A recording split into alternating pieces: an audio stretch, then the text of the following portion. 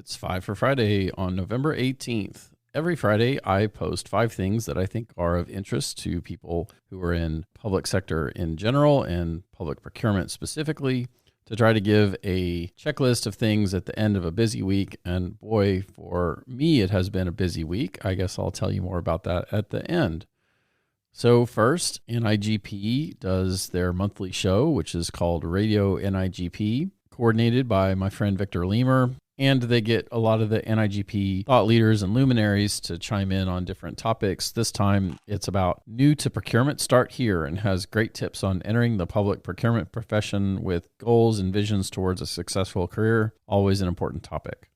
Secondly, NASIO, which is the Chief Information Officers, has a piece from new NASIO President Stephanie Dedmond from Tennessee on the most pressing issues for state CIOs in the NASIO Voices podcast. Third, another podcast, this time from NASPO, which is the state's procurement officers, has a new episode out that was recorded at the recent 2022 annual conference that is for the CPOs and lifetime and honorary members, primarily with Valerie Bollinger from Idaho discussing innovative solicitation methods, what innovation means, and why it's essential for public procurement.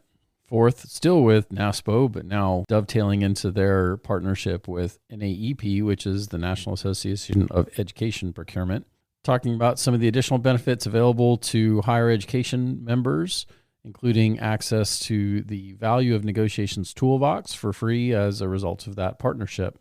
And finally, while not 100% public sector, I will say that my personal preference for assessing situations, I'm very fond of the theory of constraints, which, based on the book by Elliot Goldratt, it was the novelized book called The Goal, which stuck with me a lot. That basically, theory of constraints says that in any major system, there's one bottleneck that is the main inhibitor of productivity, and if you solve at that point, then the constraint will move somewhere else in the organization. And I've always liked theory of constraints because it feels very practical and not trying to solve everything at the same time.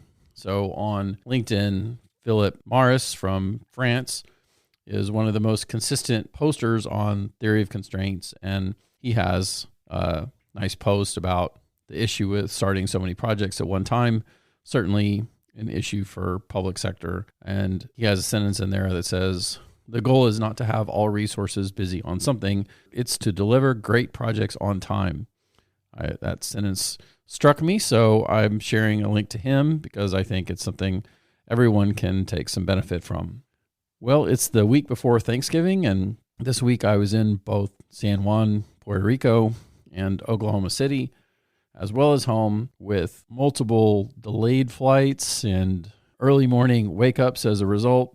So I'm looking forward to a nice, relaxing weekend. I hope you have one too. And with that, have a happy Friday. Hi, it's Dustin Lanier. Thanks for listening. Please find me on LinkedIn for original public sector operations content every week. And please reach out to me if I and my team of procurement professionals at Civic Initiatives can help you be a public procurement change agent.